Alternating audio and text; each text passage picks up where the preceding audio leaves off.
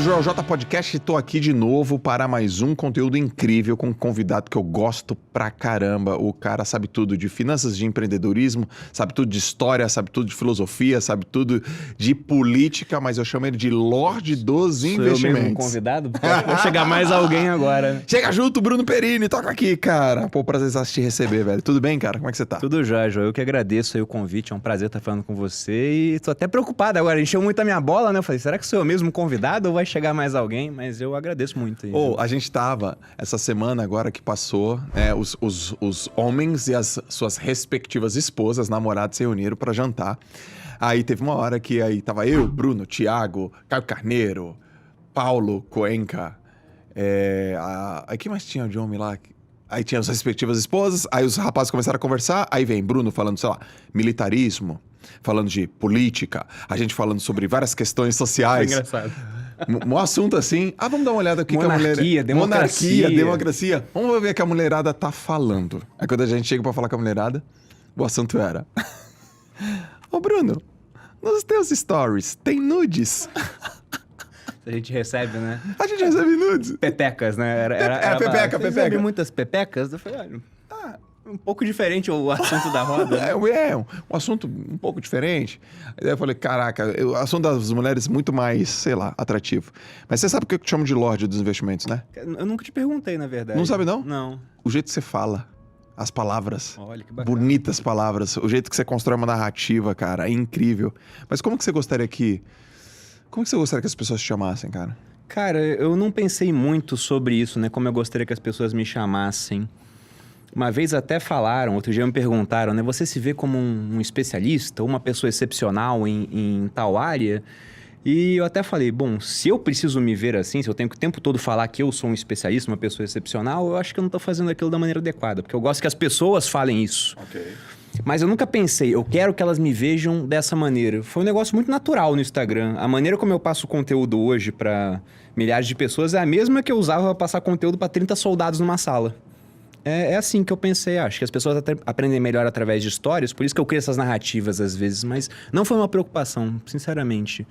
E até fui pego de surpresa, como eu quero que elas me vejam? Eu acho que como um professor, no final das contas. Ah, que legal, cara. Eu te vejo como um professor mesmo. Pô, então tô conseguindo. Você ensina muito bem, tua linha de raciocínio é muito coerente, coesa, você constrói uma narrativa, ela se conecta, isso é muito legal. Eu curto, eu particularmente curto. A Lalas, minha esposa, ela curte também. Brunão, cara, tem vários assuntos pra conversar com você.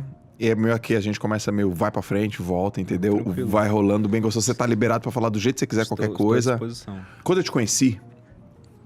Eu lembro do dia que a gente se conheceu, Eu sabia? também. Mas você lembra como é que foi? A gente foi apresentado um pro outro, pelo Thiago? Se eu não me engano, o Thiago falou, esse aqui é o Joel, o cara que mais lê que eu conheço, e esse aqui é o Bruno, que também lê bastante. Foi um negócio assim. Foi assim. E foi por livros. E a gente fez um vídeo sobre livros. Aliás, no teu canal... No meu também, acho que foi de livros. Eu queria começar por aí, cara. Livros. Além de saber o que você tá lendo, eu queria antes, por que você lê tanto? Por que isso faz parte da tua vida? Porque eu tenho uma pra mim, mas eu queria ouvir a tua. Por que ler faz parte do teu hábito? Acabou que isso veio, Joel, do meu pai. Meu pai é a pessoa que mais lê que eu conheço. Ele lê muito. Eu lembro quando eu era pequeno que, tipo, a gente ia no shopping... Teu pai é o que? É o inteligente, que tem o argumento, que é de... Não foi isso que ela falou? Meu pai é muito inteligente, ele lê sobre vários assuntos. Isso, foi isso que ela falou. O hobby dele, por exemplo, é resolver provas de concursos do IME e do ITA. Sabe, num domingo, nada pra fazer, ele senta numa mesa... Sério? E começa a resolver problema. Ele já deu aula de matemática, de física, mas ele lê sobre muitos assuntos. Você chega na casa dele, ele tá lendo Cosmos, ou Armas, Germes e Aço, ou tá lendo algum livro de matemática indiano. É bizarro. Meu pai, ele é bizarro. Ele é um cara muito, muito inteligente. O que eu acho que eu ganho do meu pai? Acho que eu sou mais esperto. Porque eu consegui usar essa inteligência, né, de uma maneira a conseguir gerar mais receita. Tá. O meu pai, ele não fez isso, ele não focou nisso. Ele gosta do conhecimento pelo conhecimento. Certo. E desde pequeno, eu sempre vi meu pai com um livro na mão. Quando a gente ia no shopping, né, a minha mãe, por exemplo, estava passeando com a gente, vou comprar uma roupa ali. Ia ficar meia hora na loja. Meu pai, então vou na livraria. Ia numa livraria, a gente depois passava lá para pegar ele. Ele estava folheando um livro para ver se ia comprar ou não, ou só lendo. Então ele sempre gostou muito disso. Legal.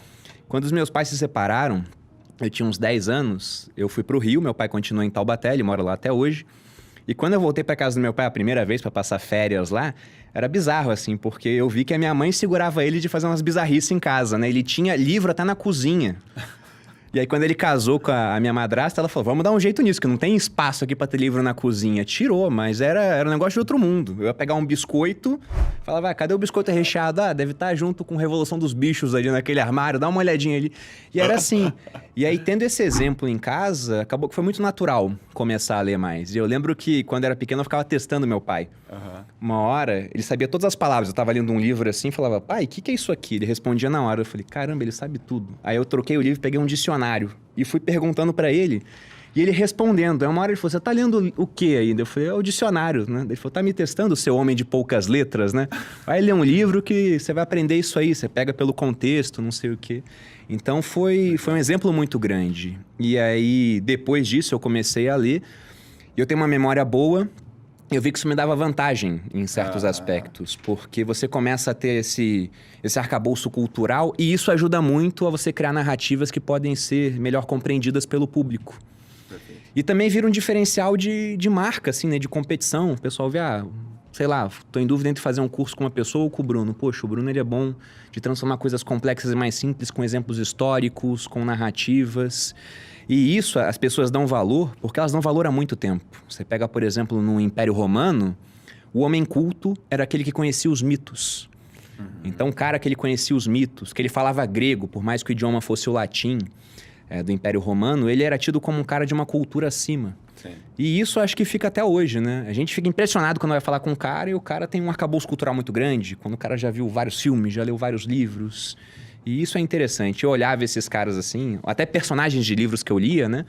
Eu tô relendo agora o Conde de Monte Cristo, por exemplo. Certo. E eu olho pro Conde de Monte Cristo e falo, eu quero ser esse cara, pô. O cara sabe tudo, viajou o mundo todo, conhecimento muito grande, né? É um personagem que é do romantismo, né? Difícil chegar, porque é quase perfeito, cara. Certo. Mas tem uns caras que você conhece de vez em quando e fala, meu Deus, esse cara podia ser um personagem de livro, de tanto que ele sabe em termos de conhecimento. Então acabou virando um objetivo de vida. Desde isso. menino, você lê? Sim, desde menino. Só que mudou muito o teor das coisas que eu lia, né? Mas desde menino.